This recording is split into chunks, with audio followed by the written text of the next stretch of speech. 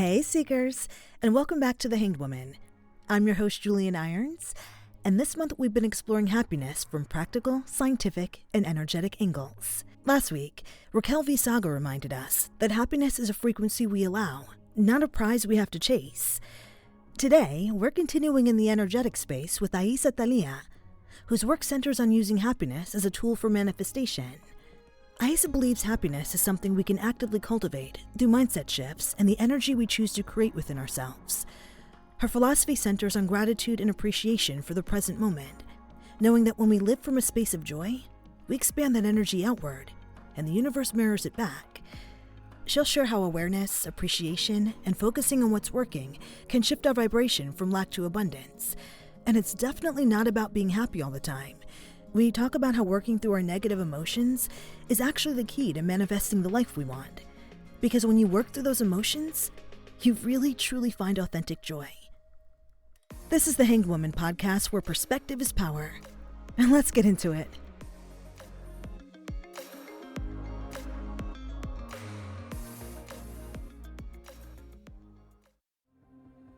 So Seekers, one of the things I've realized over the last year is that building a business can start to feel like you're constantly looking outside of yourself for the answer. Should I post this? Should I change my niche? Should I sound more like this person or that brand? At 3 of Cups Healing, the branding agency I've built with my sisters, we've realized that sometimes the biggest perspective shift is recognizing that the answers usually aren't out there. They're already within you. That's why we use tarot, intuitive energy healing, and strategic competitive research to help entrepreneurs uncover their authentic voice and translate it into a personalized brand guide that's rooted in who they truly are. Because when your brand finally sounds like you, everything gets a little easier. Your vision, your magic. Let's make it real. Together. Visit 3ofcupshealing.com to learn more and book your free consultation. That's 3ofcupshealing.com. Okay, let's get into this week's perspective shift. Aissa, welcome to the show. Hi, Julienne. Hi. Thank you for having me. Okay, full disclosure, Aissa and I go way back. We've known each other for about 10 years now, and I love her so much. Like, Oh, genuinely love her so much. thank you. That's so kind of you. I love you Yes. too, because we do go way, way back, girl. Way back, Way girl. back. Taking it back. Taking it back. I'm so honored to be here on your show. So Thank thank you. you. So, Aissa, why don't you tell us a little bit about yourself and how you got started in the work that you do? Of course. So I am a happiness coach, and I started my journey to become a happiness coach because once upon a time, I felt that my life, my circumstances, my energy, just what was happening around me and within me had to change. Something had to shift for me. So I had a radical idea of I am going to change my life by changing how I think and feel. So then I started my happiness journey in that way, where I focused on, well, how can I shift my mindset? What is happening within my thoughts and with how I feel that are attracting circumstances and physical ailments to me? And in my journey of discovery, I realized, okay, it's not just mindset. It's actually the vibration that is created through your shifting of your mindset that changes the outcome of your circumstances and your life and how you feel. And I'm like, it's happiness. It is joy. Because when we are living in a space of joy, gratitude, and abundance, we are able to heal ourselves. That was part of my journey. We're able to fulfill our goals. That was part of my journey. We're able to be in a better mood. That was part of my journey. And then when I realized that it's a combination of, yes, mindset work, but more so being aware of the feelings and the emotions that I'm carrying with me moment to moment, that really made a difference in my life and it was impactful for me. I told myself, well, now I got to teach this to others. Like I now have to be the happiness coach for others to show them the way of healing themselves, to show them the way of manifesting their goals, of feeling happier, not feeling mad and angry and just not in alignment with their higher self. So that's how my journey started and how it's continuing. I love being able to help people that don't feel fully fulfilled, that are feeling stuck, that are feeling overwhelmed with their life, with their career, with their relationships, with their finances, get to a space of abundance and openness and joy so they can call in what they want, because I've seen it in my life. Mm. And it's a journey. It's a never-ending life practice of teaching yourself to have deliberate focus on feeling good, on shifting your thoughts, on shifting your vibration moment to moment. So that's how my journey started, and here we are today. I love that so much. Yes. So, what do you mean when you say that happiness is an inside job?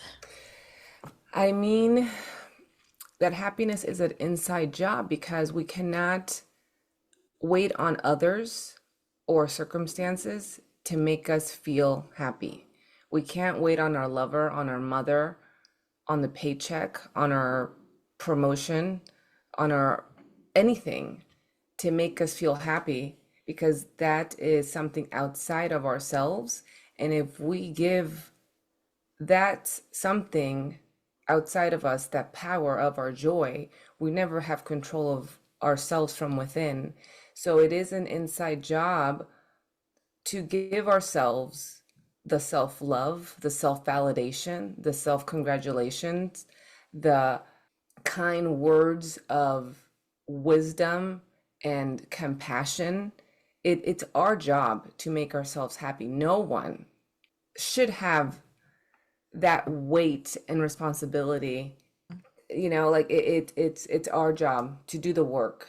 In the work meaning learning how to become aware of our thoughts, of our emotions, learning how to meditate, learning how to breathe deeply to release resistance, learning how to practice gratitude through journaling, Mm. learning how to affirm, how to speak nice things to ourselves. That's the work.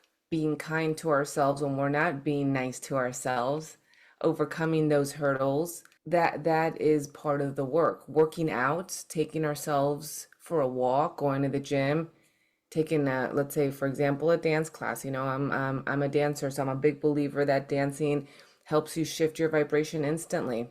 But we have to do these things. We have to do the internal work for ourselves. Yeah. Yeah. Why do you think that we need other people's validation and the validation of circumstances to make us happy? Why do you think that we think that way? Because it feels good. Mm. It feels good to get validation. And there's nothing wrong with getting validation from others. There's nothing Mm. wrong with feeling good when we've achieved a goal, when something good happens in our life, it should be celebrated. But I think because it feels good to receive that validation, then we're always craving it. And then we can easily get into the habit of seeking it once again outside of ourselves versus learning how to give ourselves our own self validation, which is harder to do. Yeah. It's very easy to default to negativity, to default to complaining, to default to thoughts of I'm not enough, what can I do better? Why didn't I do this differently? That's easier than telling yourself, wow, you did the best you could. Good job. I actually, like just talking to Mm. yourself nicely in a way of self-validation, it's more challenging because you have to really open yourself up to self-love, to higher frequencies of joy, of gratitude, of excitement. And those higher frequency emotions aren't practiced in society as the norm. So you said it's difficult to give ourselves the validation. Do you think that it's difficult because we've been taught that other people's opinions, other people's beliefs about us are more important than our own beliefs about ourselves?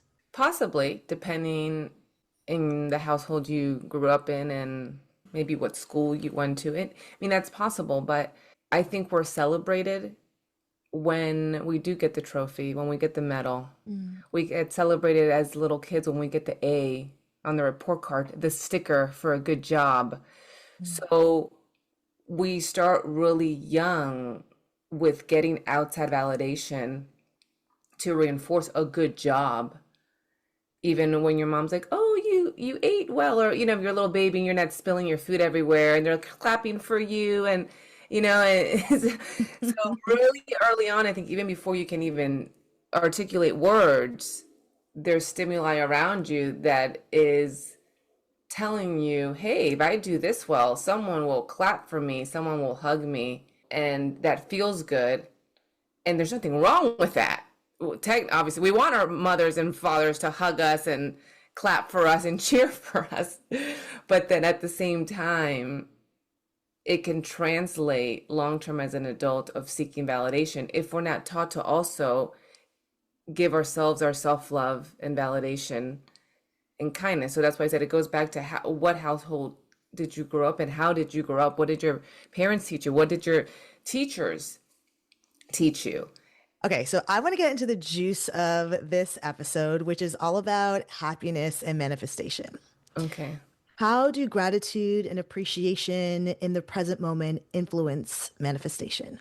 When you're living in a space of gratitude and joy, you are automatically opening yourself up to a frequency of abundance. You're opening yourself up to receive and allow good things. So when you're feeling joyful, grateful, the universe will reflect back how you feel. So it will provide to you other circumstances that will make you feel those same like higher frequencies. It goes back to law of attraction. The universe will just give you what you are emitting out. It just attracts. It's like a mirror. You will attract, right? What you're giving out. Whether you are vibrating on a low frequency or vibrating on a high frequency, you're going to get what you are already vibrating, radiating out.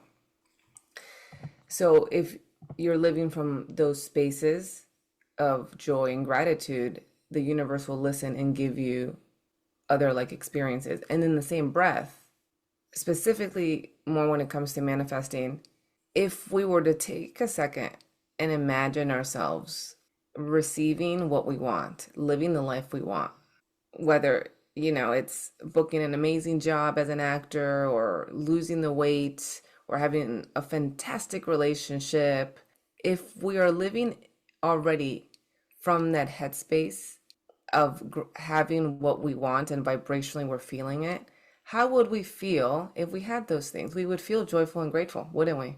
Yeah.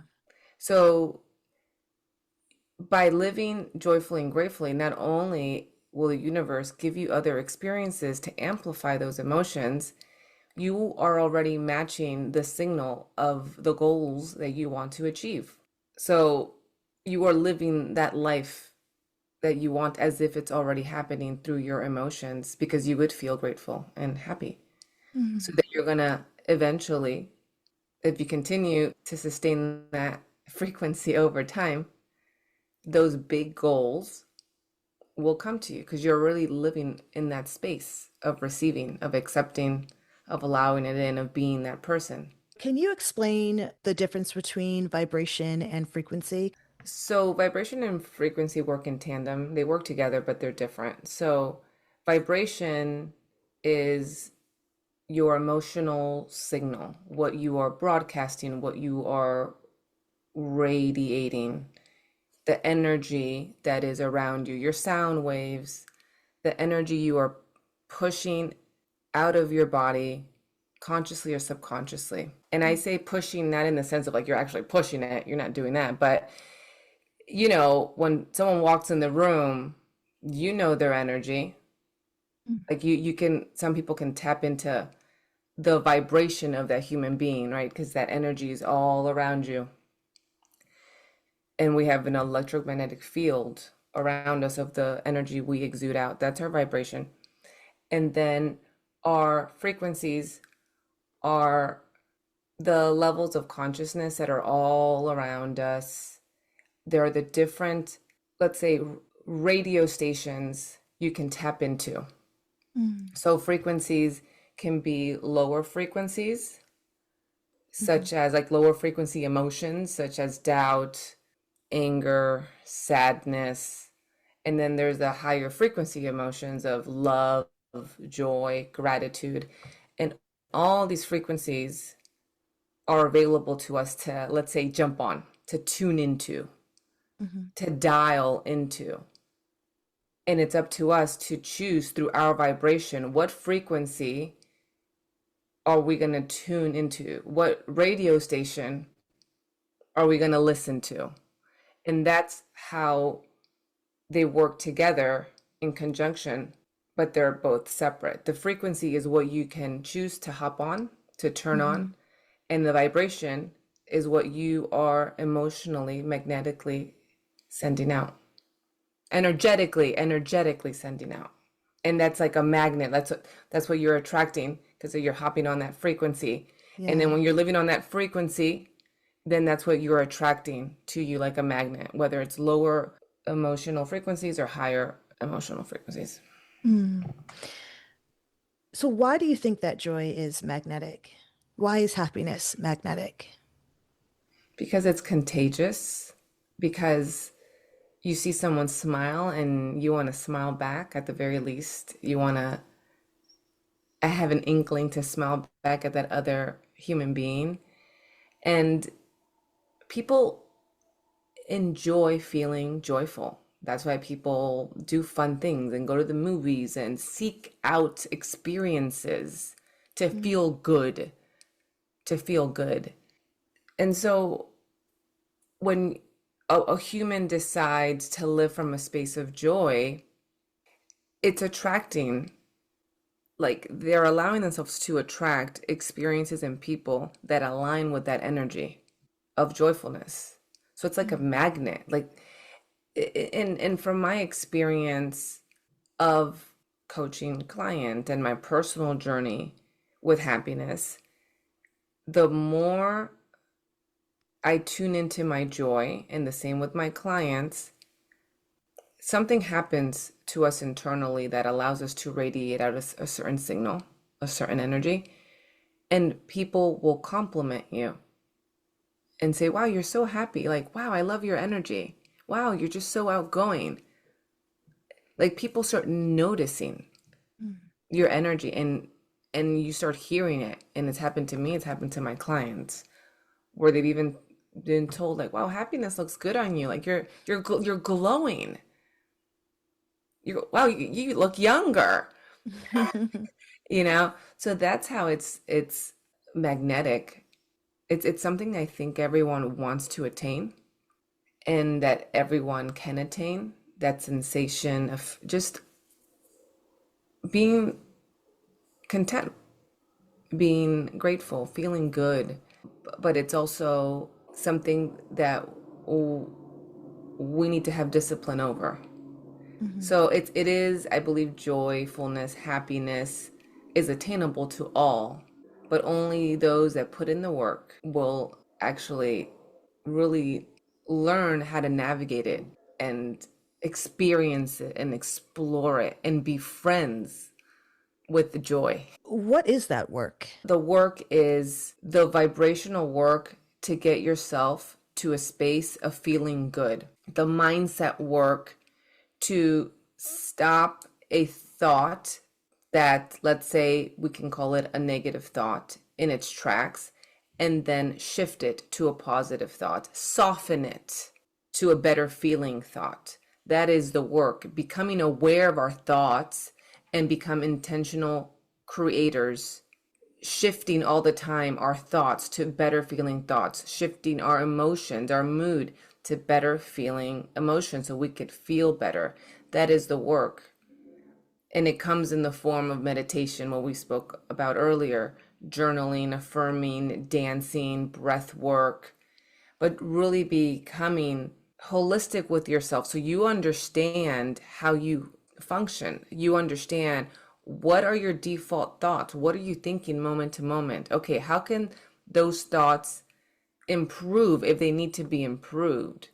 That is the work. It's not living your life in autopilot, allowing your thoughts to take control of you and cycle into crazy stories in your mind. It's being able to be kind to yourself while you're experiencing these thoughts and then shifting them. Mm.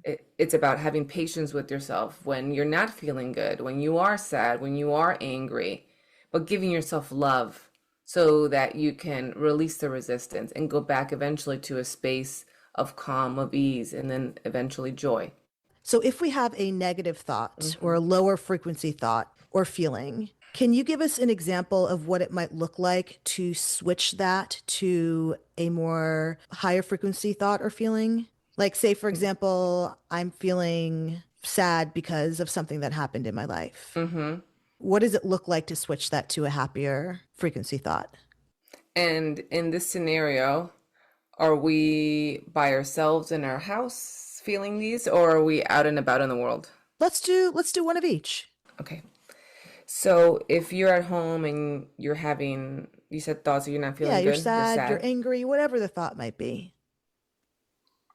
Okay, well, if you're Hmm. angry, if you're open to it, one thing you could do is put music and dance. Let that energy out. Let it out of your body. Scream, shout, punch a pillow if you have to. Let that go. Honor yourself in that moment because there's nothing wrong with feeling angry. Allow yourself to feel. And if that anger turns to crying in the process of your dancing, in the process of your movement, because when I say dance, I'm just saying silly dancing, move. We're not doing choreography here. We're just, you know, we're just putting on music, ideally music that's more upbeat, more strong. We would stay away from music that can get you more sad. Let's not put a really good love song on at this moment in time, okay? This is not the time for the Adele song, you know? But you could choose a strong, upbeat song, dance it out. This is for the anger one. Even for the sad one, honestly, if you're feeling sad, if you start crying, let it out. Cry, cry, cry, let it out. Shake your body out. Allow yourself to feel. If you start crying, you could start vocalizing out loud. I release this sadness. I release these tears as you're dancing and crying. I release these feelings that weigh me down. I release this hopelessness. I release it. I release it. I let it go with ease.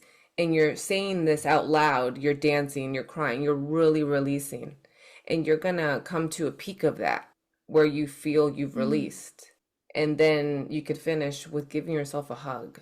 Love yourself. We never want to walk away from these type of activities without reinforcement of love, without reinforcing to yourself that you will be okay, that you are safe, that you are enough, that you are human. You want to give yourself always kindness, be nice to yourself at the end of this emotional cycle. So finish with love, hug yourself, love yourself, talk to yourself. I got this. I got you. Talk to yourself. I got you. I love you. You're gonna be Mm. okay. We're gonna get through this together.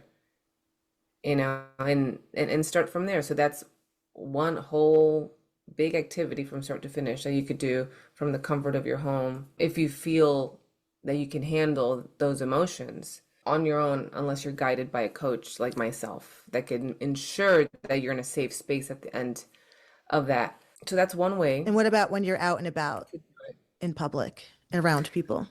You know, that one can be a little bit more tricky because there's this external stimuli that's surrounding you at the same time, as you're navigating yourself and how you feel. There's other things happening Yeah. around you. And what I have found that has worked for me and my clients, when we're experiencing thoughts that are just not ideal, they're sad or angry or just bothersome, I like to focus on one simple affirmation that can shift my focus to a different space. And for me personally, because I like to tailor things specifically to clients to see what resonates with them most, I like to shift to the affirmation of I am here. And sometimes I'll follow it up with I'm here, I'm driving.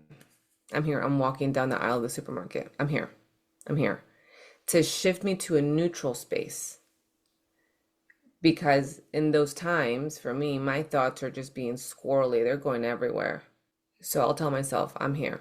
To just get myself centered, grounded to the present moment. That's really key. Getting yourself to the present moment.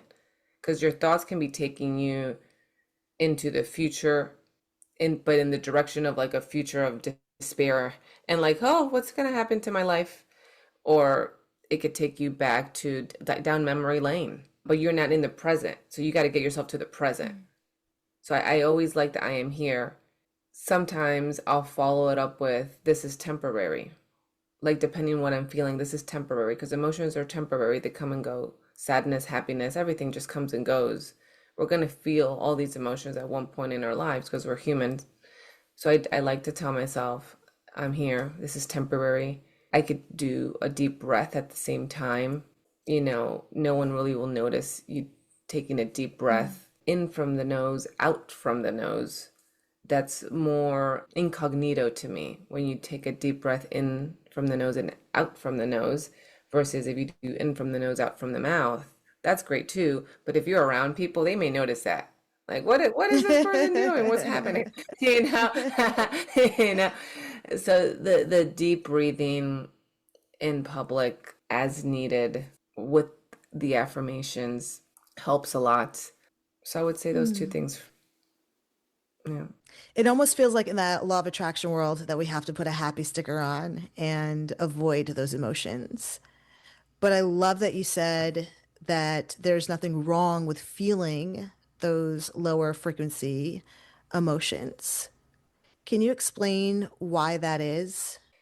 Because we want to honor ourselves in all our different timelines, emotional timelines. We don't want to disregard how we feel and bottle it up. We don't want to throw it under the rug as if it's non-existent because it can come out to surprise us one day. And I think there's something beautiful about allowing yourself to feel your emotions through the lens of kindness, patience, and, well, let's overcome this and find a solution. It gives us the ability to have more compassion for others and ourselves, have more sympathy, understand the human condition, and really be full, complex human beings. And I do think that when we honor our different emotions, we're truly authentic with ourselves and with being able to live from a space of joy authentically because we know it's pure, we know it's real, it's not fake. It's not we're pretending to be happy. We're not there's no pretend here. This is like when you learn to honor all of who you are and then still be able to find those pockets of joy, those pockets of gratitude, of contentment, that's the best because it's like you're learning how to be pure in your humanness and your emotions. And you can genuinely say I'm a happy person because I know how to find the solutions to my obstacles. I'm a happy person because I honor who I am. I know who I am. And I think that's part of joy. It's not about just pretending to be happy, because that's not joyful, I would think. If you're pretending, if you're forcing yourself to be happy, I don't think that would be happiness.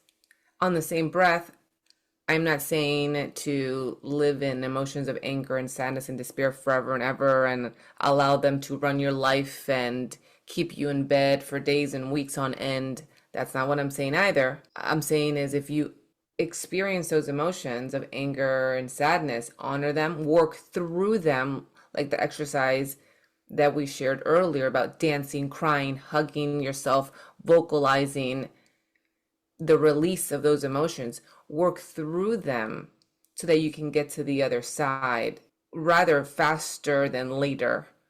So it's always about having the mindset of, well, how can I find a solution for this? How is this supporting me right now? How am I growing from this? What am I learning from these emotions?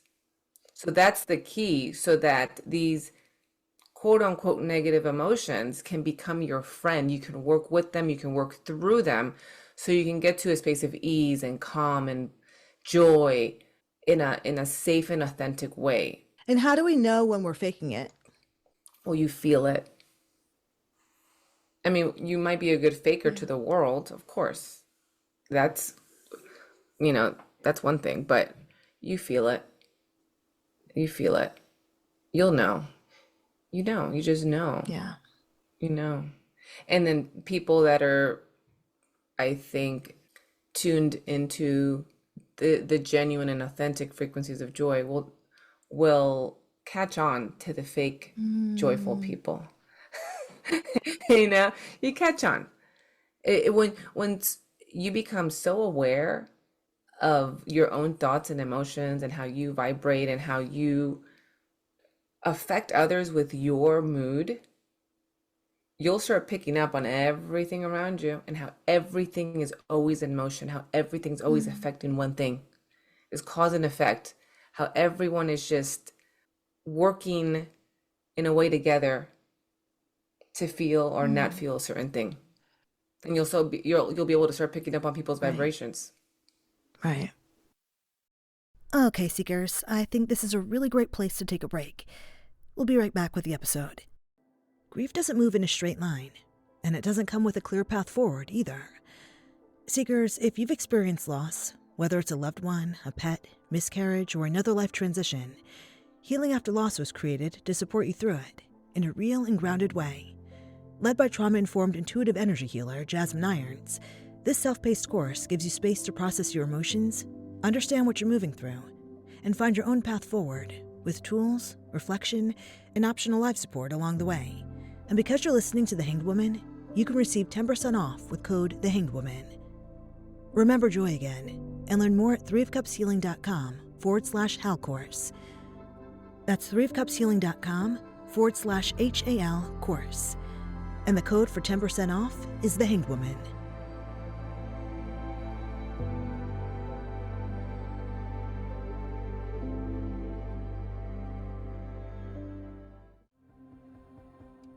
One of my favorite parts of building Three of Cups Healing with my sisters has been the perspective shift that branding isn't really about creating something new. It's about uncovering what's already there. That's why we combine intuitive tarot, energy healing, and strategic competitive research. Because we don't just help you build a brand, we help you discover what makes it uniquely yours. My sisters and I have watched clients stop trying to fit into someone else's idea of success and start building businesses that actually sound and feel like them. And y'all, that's where the real magic is. Your vision, your magic. Let's make it real. Together. Visit threeofcupshealing.com to book your free consultation. All right, y'all, let's get back to the perspective shift. We're talking about being aware of our emotions because you said that you'll feel it, right? If you're faking that happiness, if you're faking that joy, you will feel it. Mm-hmm. So what role does awareness play in becoming a conscious creator of our lives? Awareness plays a pivotal role in becoming a conscious creator of our lives, because once you become aware of what you are thinking and feeling, then you will then know what you are attracting and what you are creating. So if you're noticing that your thoughts aren't, let's say, ideal, They're not thoughts of empowerment. They're not thoughts of confidence. You'll feel it. What you think, you will feel. What you feel, you will think, and everything cycles and amplifies. So then you'll just start noticing in your surroundings the type of people you bring in, the type of circumstances that come to you. And then when you start shifting to higher frequency thoughts of feeling good, of understanding everything works out for you, of just going with the flow, of being at ease, of seeing everything glass half full versus glass half empty, of just being grateful, of practicing thoughts of gratitude, then you'll start obviously feeling good, you'll shift, and then your feelings will then automatically prompt you to have other thoughts that are feel good thoughts. And then once again, you cycle it out. You feel and you think, you feel and you think, but now you're on the other side of it, which is feeling good. And then once again, you'll start noticing, how are people treating you? How are they responding to you? What's happening around in your world? And you'll know. And it comes to be as simple as noticing, are you getting the parking spot right away on Hollywood Boulevard? You know, like when so that's when you start noticing, like, am I getting the parking spots fast? Is there money already in the meter when I park? When I walk into a store, someone complimenting me in a nice way, not a creepy way, like a nice compliment now that still exists out there. It is someone smiling at me, welcoming me into the store. It's just, if I'm walking down the sidewalk, if there's a potential for me to trip, am I tripping, or am I just doing a little hop and a skip over whatever would have tripped me into falling onto the ground? All those things externally of what's happening around you will give you an idea of what you're attracting. Are you randomly getting discounts at the store from employees? That happens to me all the time. Oh, I bet it does. People give me discounts, free stuff all the time. I don't even know why. And I'm like, all right, great. I love it. But I know why, obviously. I know why. Because it's the years and years of work I've placed within myself to genuinely feel good, to love myself, and to exude that energy outward. And it was never a goal of mine to exude that energy outward. It was about me feeling good and confident and just loving myself and feeling that I'm enough. But the byproduct of that is that people actually sense it and feel it, and people like that. People like to give to people that already have a full cup. It's just an attractive energy. It's just like, wow, she's already abundant. I want to give her more, man. She's rocking it. Like, I experience those type of scenarios all the time, where people just give to me random little things, fun things, or just compliments. It's nice. And so that's how you know what you are manifesting. That's the tip of the iceberg. And on the same breath, I've had days where I'm like, Aissa, shift your vibration now, because shit's not going your way. Like, I'm almost tripping on the streets. There was one particular instance in my life where I was like packing to go out of town, and I'm rushing, I'm against time, and I'm not in the best mood because I'm like, oh, I don't have time, traffic. I have to load my car up with all this stuff, and I was just vibrating on this, like, not the best mood. I'm like, get out of my fucking way, people. I gotta get to my car. And I'm in my apartment complex. And, as soon as I left my house, my wagon, I had a wagon full of stuff within luggage. And at the time I had a big ring light for my auditions. I was traveling, I needed to bring my ring light. Well, that ring light crashed right into my building wall. There's like a hallway that I have to go into to go to my car. And I was rushing, and the wagon went right into the wall. My awesome new ring light broke. And instead of getting mad, because that's what I would have done, and I was already hyped. I was already mad, you know, because of the training that I've put myself through. And this has happened to clients too, similar circumstances. Instead of reacting mad and just now really popping off, I stopped. I took a deep breath. I calmed myself down and I said, all right, Aissa, you're not going to get mad over this broken selfie light. Shift your vibration because you're not going to start driving this way. Right? So I knew, I'm like, this is a sign from the universe to calm the fuck down because something else could have happened on the road. We don't know. Because my energy, I was tapped into not the best frequency. So I had to shift, I had to breathe. I did not get mad. I calmed down instantly and I said, thank you, universe. I thank the universe. I go, thank you for the sign. And I kept it moving. I had to thank the universe because that was a sign to just relax. And it's just a broken selfie light. I'll buy another one, which is what I did.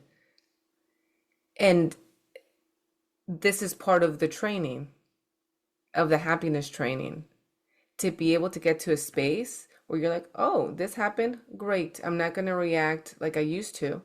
I'm going to calm down. I'm going to shift.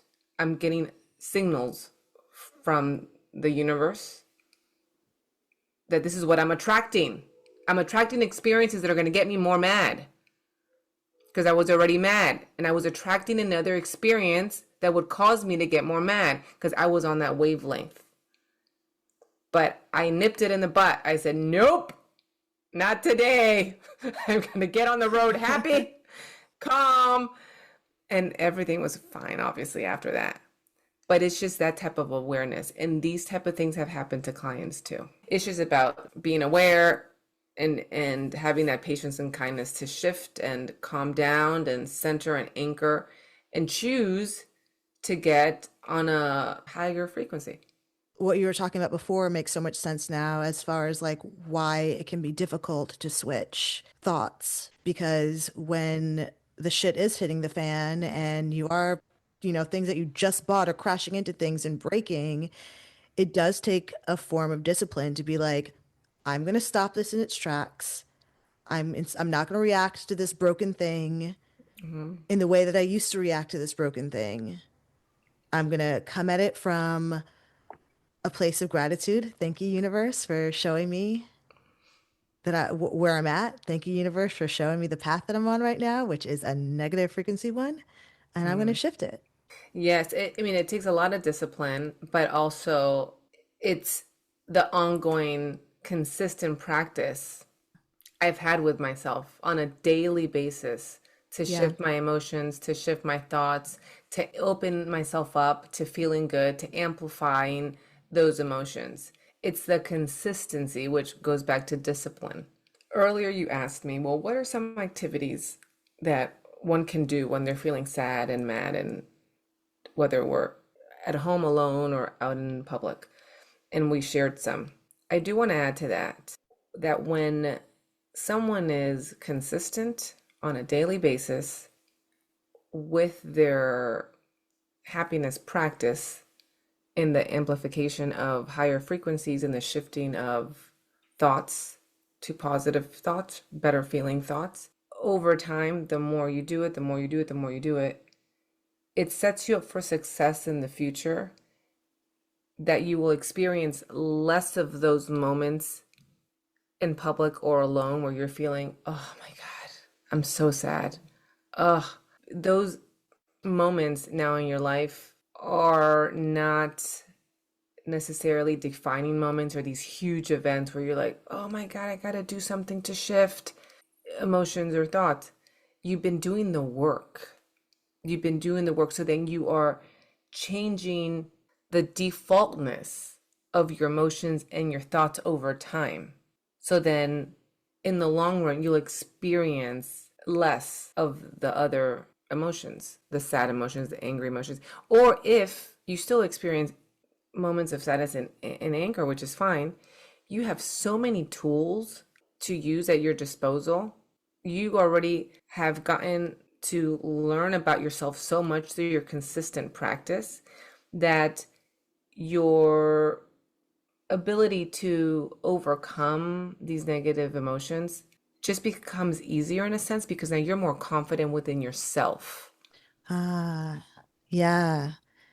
Yeah, it's like Mm. doing that work, being consistent in that work over time allows you to see evidence of the work actually working. And with that, you start to build more confidence in who you are and what you're capable of.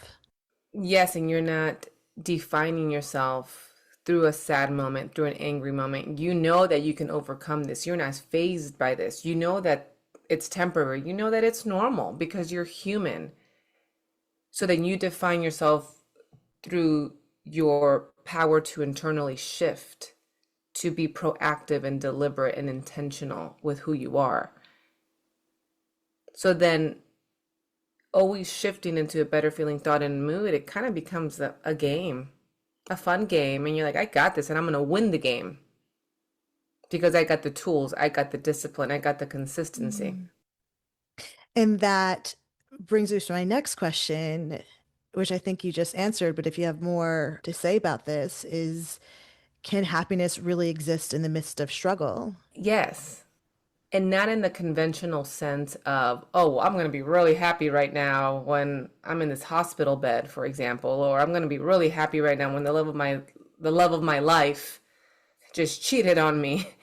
So it's not a conventional happiness because that's unrealistic. But can it be a happiness where we can choose to feel some sense of relief? Can it be a happiness that we call growth? Can it be a happiness connected Mm. to gratitude, even in those moments? So, feeling grateful, feeling that relief, that ease, those are forms of happiness. Even when in a hospital, can you find gratitude? Yes, you can. And with that gratitude, can there be relief? Yes, there can be. Like 3 years ago on Christmas, my mom and I rushed me to the emergency room on Christmas because I had severe pain in my stomach. And I told my mom, I go, let's go to the emergency room. This is not normal. And lo and behold, I needed to get surgery done. My appendix needed to be removed on Christmas. I was in severe pain. And here I am in the hospital room. Was I mad? Was I scared? No. I was happy they got it on time. I'm like, it's not gonna burst because it was big. They put me on medication.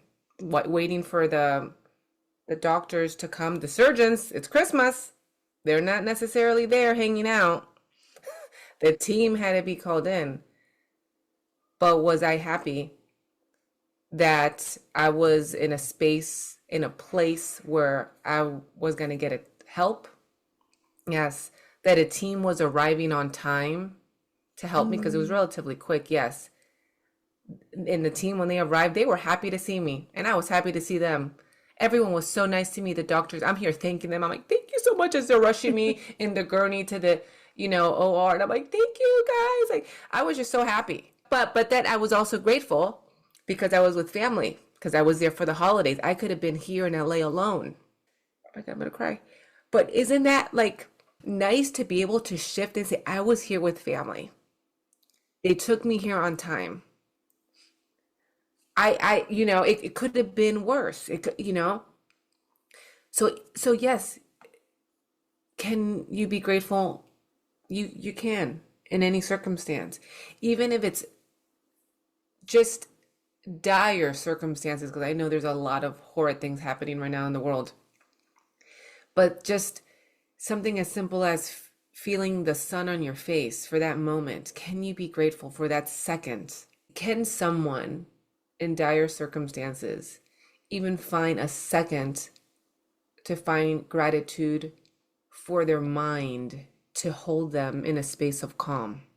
For a second, can you find the gratitude of, I'm still breathing, I'm still alive, there's still a chance for me to make it out of this? I mean, this is really extreme, but there's always something to hold on to as needed. until hopefully your circumstances do improve. You know, something that you said completely just shifted my perspective on happiness. And you talked about like the different forms of happiness. Oh, oh yeah. That is such an interesting way to look at happiness because I think we think that happiness comes in one form and it's that like feeling of like, I'm so Yeah. happy, like the joy, you know what I hmm mean? But you said there's different forms of happiness. And I love that. Can you expand on that? I've been thinking about happiness in this light for a while, where there are different forms of it. It's not just like you said, oh my God, I'm happy. Let's, clap and give each other high fives. That's an excellent form of happiness, but that's not all there is to it. I think happiness can be shifted to so many different aspects of who you are as a person so that you can walk away feeling and knowing that you in those moments are doing your best. So if happiness is feeling relief and calm, that's your form of happiness in that moment. If your happiness is feeling grateful, that is your form of happiness in that moment. If your happiness is in the form of, I am going to be my boldest, strongest self today, that is a form of happiness because you're being authentically true to you. There's no other happiness, I think, than you being authentically you. And as long as you can walk out into the world being a kind human, a nice human, but also being who you are, who you are, whatever that entails, as long as it's authentic to you, that's also a form of happiness. When someone sometimes might think like, well, I'm a happiness coach, I should be happy all the time. Well, no, not necessarily. I can also experience other things. I have other sides of me that come out in different arenas, and they're fun sides or exciting sides of my personality. But me being able to walk into different spaces of my life, being who I am, knowing who I am, that is happiness to me. I don't have to fake it. I am who I am. And that is part of practicing, to me, a happiness practice because it allows you to be authentically you. It allows you to speak up for what you believe in. It allows you to walk into spaces confidently. It allows you to stand up for yourself and even others.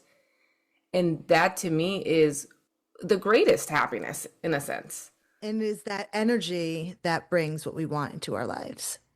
Yes, and it's just like confidently showing up as you. I mean, that's pure bliss right there. Mm. Allowing yourself to be surrounded, whether it's strangers, friends, family, and allowing yourself to be authentically just raw, just you. This is me. Take me or leave me. I'm fine with it because I am good. I know who I am. That is the ultimate happiness. Yeah, it's beautiful. Thank you.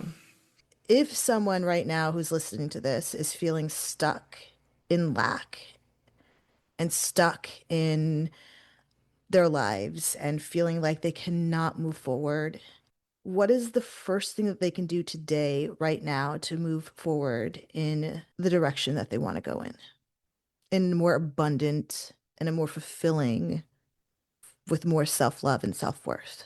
Mm, that's such a powerful question. Finding within yourself some way, shape, or form the deep knowing and belief that everything will be okay, that you will get through this. It's like cultivating willpower within yourself. And I know when someone is depressed or stuck, it's hard. It's not the easiest thing to cultivate willpower to feel confident. But in those moments, really, truly doing your best to be kind to yourself with an understanding, with a deep understanding that this too shall pass. Like you have to understand that You have to get yourself to get to a space where you have to understand this too shall pass. And if that means hugging yourself and breathing and crying it out in those moments, you have to do that to release. But it's priming those thoughts that this too shall pass, that you will be okay. But it's just having that internal clock within you that just knows you will be okay. Like you have to start feeding those thoughts to yourself. You got to start somewhere. You got to start somewhere. Yeah, I love that. So this has been such an amazing time, and something that I'm asking every guest on this theme, outside of coaching, for you personally, Aissa, what is happiness to you? Being at peace with where you're at.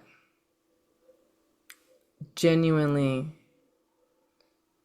having a sense of peacefulness within you, regardless of your circumstances, regardless of what's even happening to you physically.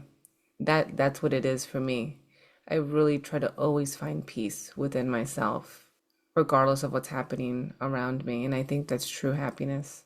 Aissa, where can people find you if you'd like to be found? Oh yes, please find me on my Instagram at Happy Mindsetter, and you spell that HappyMindsetter. And of course, I have freebies you can opt into and start your happiness journey right away. Do you feel complete? I do feel complete. I do. But, and I'll tell you why. Can I tell you why I feel complete? Please. Yeah, because I've learned to love myself. I've learned to like myself, even with my flaws. And that's why I feel complete. Yeah. I've learned to give myself validation to myself. I've learned to self-congratulate myself. So that's why I feel complete. I know who I am. And that makes me happy. Amazing. Thank you so much for being here. Thank you for having me.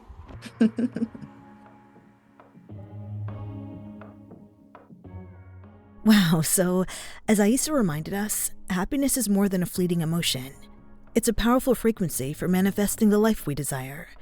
Even the smallest moments of joy, like gratitude for the sun on your face, can ripple outward and align us with the good in this world. But y'all, I also want to honor that sometimes reaching for happiness feels hard, especially when grief or loss weighs heavy. If that's where you are right now, please know that you're not alone. In the US, you can dial or text 988 to connect with the Suicide Crisis Lifeline, or text HOME, HOME, to 741741 to reach the crisis text line. And if you're outside the US, please look up the local crisis hotline in your country, because there are people there waiting to talk to you and help you through whatever it is you're going through right now. And Seekers, this brings us to our next arc, where we'll be shifting our perspectives on grief. In our next episode, we begin with the practical side, joined by Dr. Anjali Lafori, who will help us explore grief and all the ways it shows up, and how we can navigate it with compassion, resilience, and truth. I'm Julienne Irons, and this is the Hanged Woman podcast, where perspective is power. Until next time, hang in there, Seekers.